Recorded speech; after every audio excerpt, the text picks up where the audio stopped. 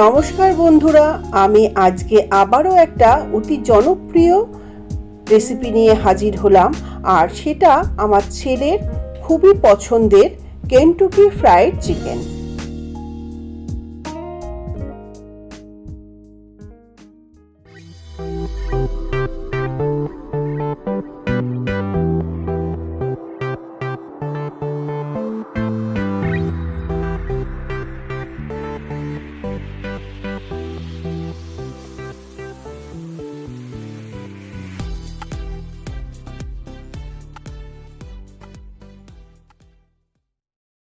নমস্কার বন্ধুরা, আমি সুজাতা, রসে বসে বাঙালিয়ানাতে আপনাদের সবাইকে সুস্বাগত।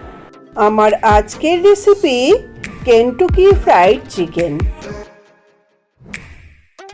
ভিডিওটি ভালো লাগলে চ্যানেলটিকে সাবস্ক্রাইব করতে ভুলবেন না, কারণ আপনাদের সাবস্ক্রিপশনই আমাকে নতুন ভিডিও বানাতে মোটিভেট করবে।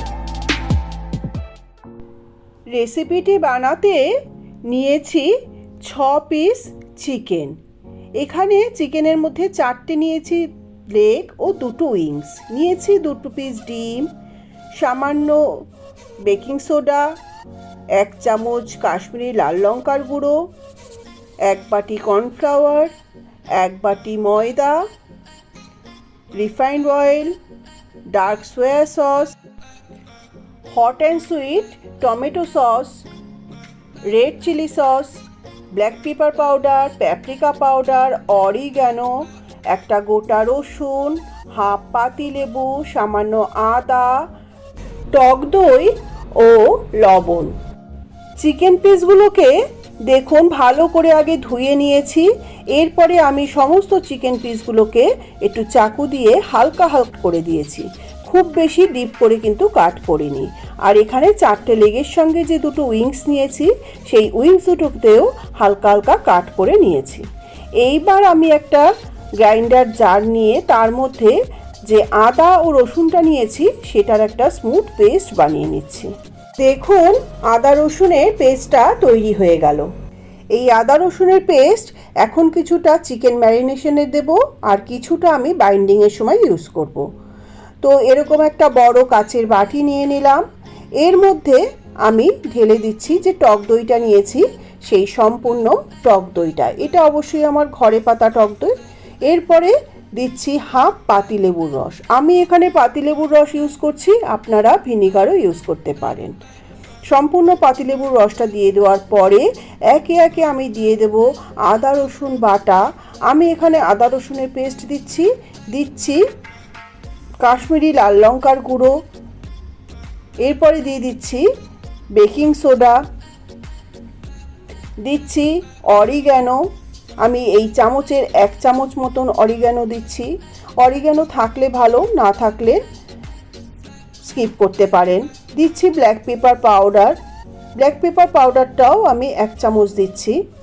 এরপরে দিয়ে দিচ্ছি রেড চিলি সস, দিচ্ছি প্যাপ্রিকা পাউডার। এখানে আমি প্যাপ্রিকা পাউডার ইউজ করছি, প্যাপ্রিকা পাউডার না থাকলে আপনারা লাল লঙ্কার গুঁড়ো ইউজ করতে পারেন। এরপরে দেব 1 চামচ সোয়া সস। তারপরে দিয়ে দিচ্ছি hot and sweet tomato sauce. আমি এখানে টমেটো সস ইউজ করছি, আপনারা টমেটো কেচাপও ইউজ করতে পারেন। তারপরে দিয়ে দিচ্ছি লবণ। লবণটা অবশ্যই বুঝে দেবেন, কেন প্রত্যেকটা সসে লবণ আছে। সমস্ত কিছু দেয়া হয়ে গেলে এবার আমি এইটাকে ভালো করে সমস্ত মশলা ও দইটাকে মিক্স করে নেব।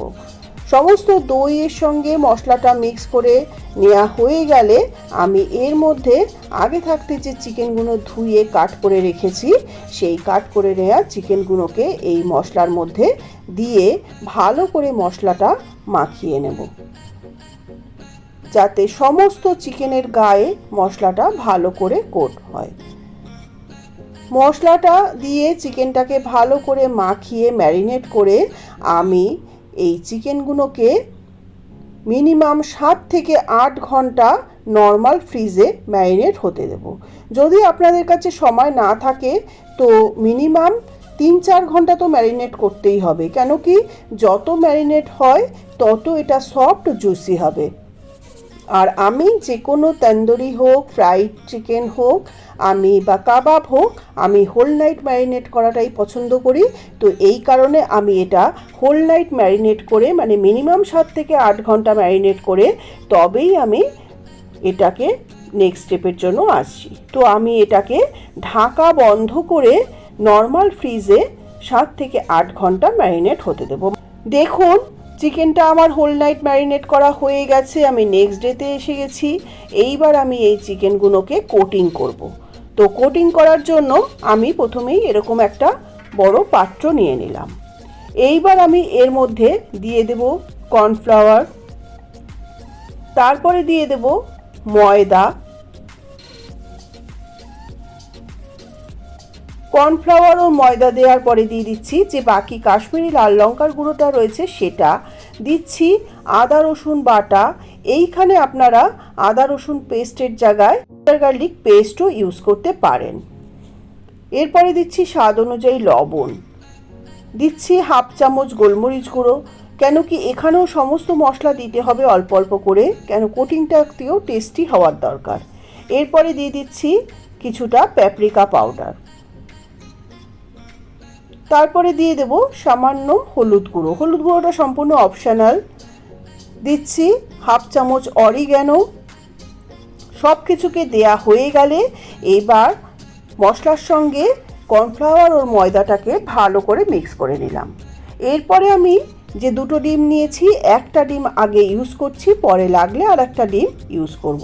ডিমটা দেওয়ার কারণ হলো এটার মধ্যে যাতে একটু লাম্প ব্যাপারটা আসে, কেন কি কেএফসি যে চিকেনটা একটু ওপরে দানা দানা থাকে, আর এটাতে ক্রাঞ্চি ভাবটা আনার জন্য আমি যে রেগুলার কর্নফ্লেক্স, সেই কর্নফ্লেক্স কিছুটা এখানে অ্যাড করে দিচ্ছি। সমস্ত নিয়ে মেশানো হয়ে গেলে আমি একটা নিয়ে নিলাম একটা পাত্রে আইস ওয়াটার, আর এবার কর্নফ্লেক্সটা দিয়েও ময়দার সঙ্গে একটু ভালো করে মিক্স করে নেব। তারপরে আমি চিকেনগুলোকে এর মধ্যে কোট করব। কর্নফ্লেক্সটাকেও একটু হালকা হাতে ময়দার সাথে কোট করে নিয়ে এবার আমি চিকেনগুলোকে খুব হালকা হাতে কোটটা করতে হবে, কিন্তু ভালো করে কোটিংটা করতে হবে। এটা কিন্তু চেপে চেপে কোট করা একদমই যাবে না। কোট করা হয়ে গেলে আমি এটাকে আইস ওয়াটারের মধ্যে ডিপ করে দিলাম। এইভাবে আমি আরও একটা কোট করছি। ওই যে চিকেনটাকে আমি আইস ওয়াটারে ডিপ করেছি সেটা মিনিমাম 2 মিনিট রাখলেই হবে। 2 মিনিট পরে আমি এটা তুলে নিচ্ছি, নিয়ে এটাকে আবার আমি সেকেন্ড কোটিং করে নেব। তো আরেকটা যেটা আমি ফার্স্ট কোটিং করেছি সেটাকেও আবার আমি আইস ওয়াটারে ডিপ করে দিচ্ছি। সেকেন্ড কোটিংটা করার সময়ও একটু সাবধানে বেশ ভালো করে কোটটা করতে হবে, আর খুব হালকা হাতে চাপবেন, বেশি চাপার দরকার নেই। সব কোটিংটা করে এটাকে ভালো করে ঝেড়ে ঝেড়ে নিতে হবে যাতে এক্সট্রা কোটিংটা ঝরে যায়। তো এইভাবে আমি সমস্ত চিকেনগুলোকে কোট করে নিচ্ছি। এখন আরও একটা আমি কোট করে দেখালাম। কোট করে এটাকে ভালো করে ঝেড়ে নিতে হবে। তো এইভাবে আমি সমস্ত চিকেনগুলোকে কোট করে তারপরে আমি ফ্রাইড জন্য চলে আসছি। 6টা চিকেন পিসই আমার ডবল কোটিং করে নেওয়া হয়ে গেল। এবার আমি গ্যাসটা অন করে ফ্রাইটা করব। গ্যাসটা অন করে দিলাম। গ্যাসটা অন করে একটা কড়াই বসিয়ে দিলাম। কড়াইটা গরম হয়ে গেলে কড়াইতে আমি দিয়ে দিচ্ছি বেশ পরিমাণ মতন রিফাইন্ড অয়েল। তেলটা ভালোভাবে গরম হয়ে গেলে গ্যাসের ফ্লেমটাকে আমি মিডিয়ামে করে নেব। গ্যাসের ফ্লেমটাকে এই সময় মিডিয়ামে করে আমি যে কোট করে রেখেছি চিকেনগুলোকে, সেই চিকেন পিসগুলোকে এক এক করে আমি তেলের মধ্যে দিয়ে দেব। প্রথমে আমি 2 পিস দিচ্ছি, কেন কি আমি 2 পিস করেই ভাজবো। একসঙ্গে বেশি দিলে কিন্তু তেলটা ঠান্ডা হয়ে যাবে। আর এটাকে দিয়ে আমি 2 থেকে 3 মিনিট একটা সাইড হতে দেব, তারপরে উল্টে দেব। আর এটাকে দেওয়ার পরে আমি গ্যাসের ফ্লেমটা লো টু মিডিয়ামে করে দেব, কেন কি হাই ফ্লেমে থাকলে এটা ওপরটা তাড়াতাড়ি লাল হয়ে যাবে আর ভেতরটা কাঁচা থাকবে। তো একদম পুরো লো করবেন না, মিডিয়াম টু হাইতে রাখবেন। পুরো লো করলেও কিন্তু ভালো হবে না। তো এইভাবে মিনিট 2-3 রেখে রেখে উল্টে পাল্টে আমি দুটো সাইডই মোটামুটি ভালো করে ভেজে নেব। আর আমি যেহেতু এটা বাড়িতে ফ্রাই করছি, তো আমি একটু ডিপ ফ্রাই করব। তো আমি একটু ডার্ক করে ভেজে নিচ্ছি। তো দেখুন আমার এইভাবে দুটো সাইডই লাল লাল করে ভেজে নেওয়া হয়ে গেল। এই একইভাবে আমি বাকি চিকেনগুলোকেও ভেজে নেব।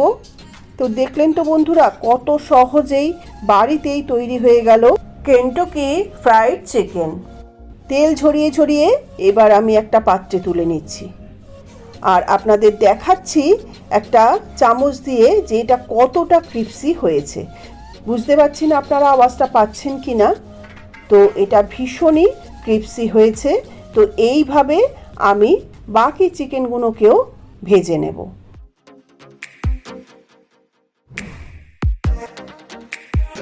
রেসিপিটি আপনাদের ভালো লাগলে ভিডিওটি লাইক করবেন, বন্ধুদের সঙ্গে শেয়ার করবেন ও চ্যানেলটিকে সাবস্ক্রাইব করে বেল আইকনটি প্রেস করবেন, এতে আপনারা নিয়মিত আমার চ্যানেলে আপডেট পাবেন। আপনাদের কোনো বক্তব্য থাকলে কমেন্ট বক্সে জানাবেন। নমস্কার, ধন্যবাদ।